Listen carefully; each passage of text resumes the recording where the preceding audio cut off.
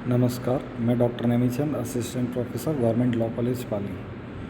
आज आईपीसी के अंतर्गत देखते हैं सेक्शन 32, 33 एंड 34। धारा 32 के अंतर्गत परिभाषा है, कार्यों का निर्देश करने वाले शब्दों के अंतर्गत अवैध लोप आता है।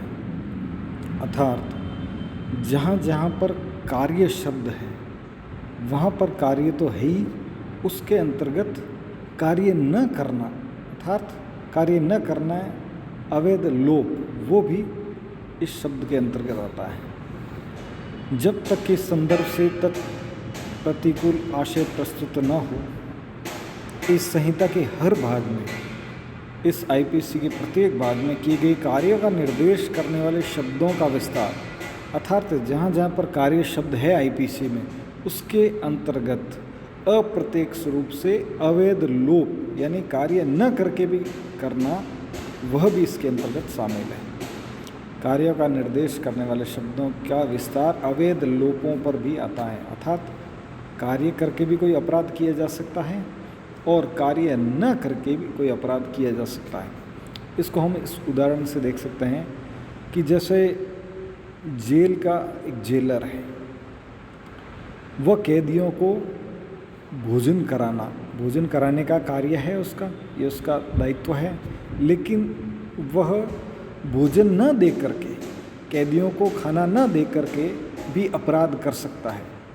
यदि बाद में उनकी मृत्यु हो जाती है भोजन न देने से, तो यह क्या हो गया, कार्य नहीं किया उसने, कार्य का अवैध लोप करके उस जेलर ने अपराध किया है। नेक्स्ट परिभाषा है धारा 33 के अंतर्गत कार्य लोप।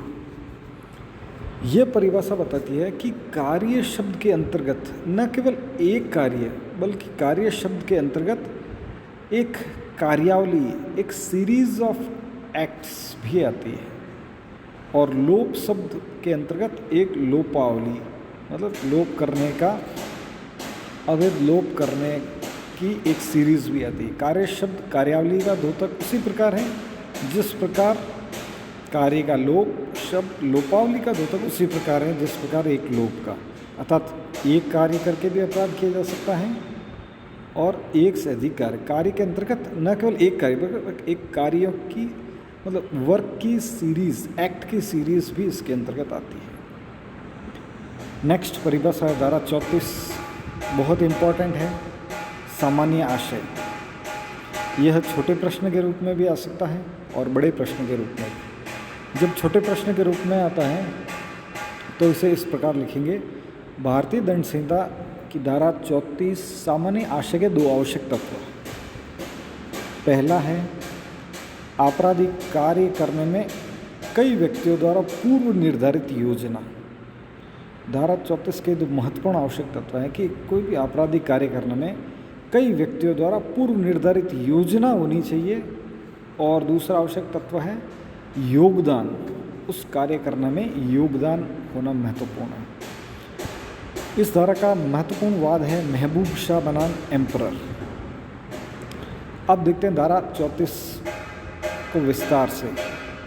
धारा 34 की परिभाषा के अनुसार, जबकि कोई आपराधिक कार्य कई व्यक्तियों द्वारा, कोई भी आपराधिक कार्य है कई व्यक्तियों द्वारा, कई व्यक्ति का अर्थ है यहाँ एक से अधिक व्यक्ति, कई व्यक्तियों द्वारा अपने सबके सामान्य आशय को अग्रसर करने में, वो कार्य कैसे किया जाता है, सबके जो व्यक्ति उस कार्य में सम्मिलित हैं उन सबके सामान्य आशय को अग्रसर करने में किया जाता है, तब ऐसे व्यक्तियों में से हर व्यक्ति, तब उस जो भी अपराध किया उसमें से हर व्यक्ति था, प्रत्येक व्यक्ति उस कार्य के लिए उसी प्रकार दायित्व के अधीन है, मानो वो कार्य उस अकेले ने किया है।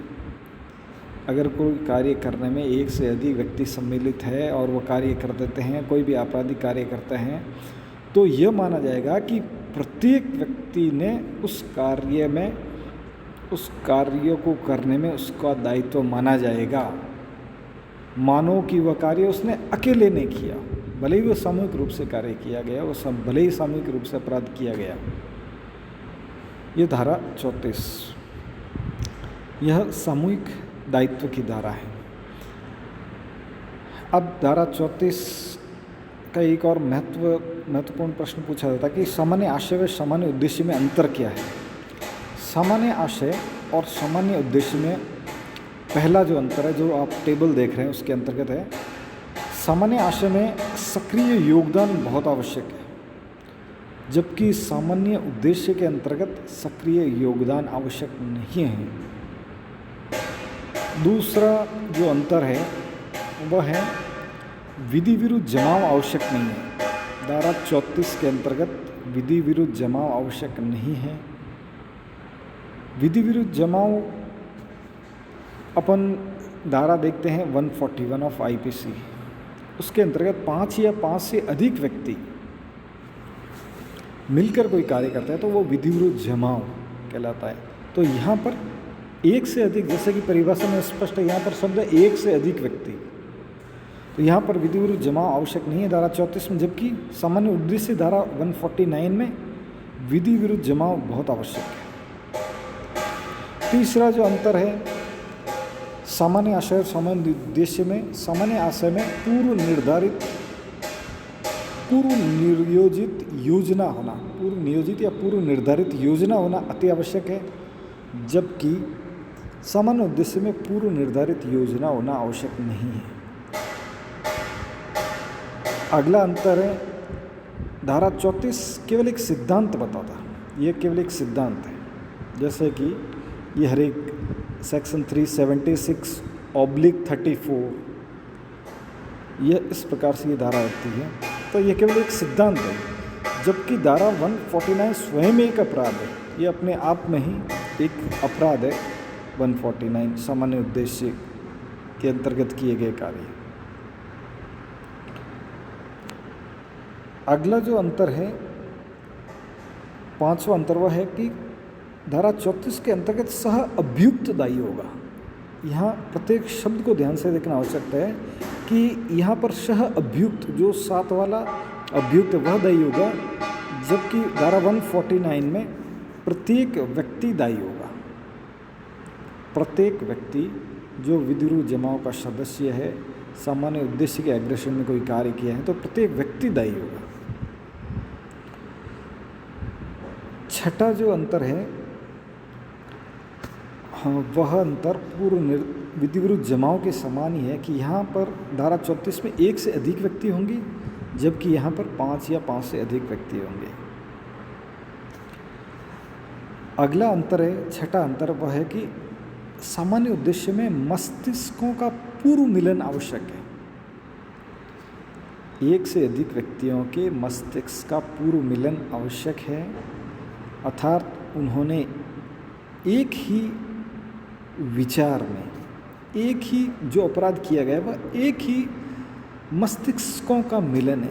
सब ने आपस में सलाह मशविरा से कोई कार्य किया, कोई आपराधिक कार्य किया है, वहाँ पर मस्तिष्क का पूर्व मिलन आवश्यक है, जबकि सामान्य उद्देश्य के अंतर्गत मस्तिष्क का पूर्व मिलन होना आवश्यक नहीं है, क्योंकि हो सकता है विधि विरुद्ध जमाव इकट्ठा होते समय अपराध के बारे में उनको जानकारी नहीं हो, लेकिन विधि विरुद्ध जमाव इकट्ठा होने के बाद में भी उसको दायी माना जा सकता है किसी भी व्यक्ति को जो आपराधिक कार्य करता है।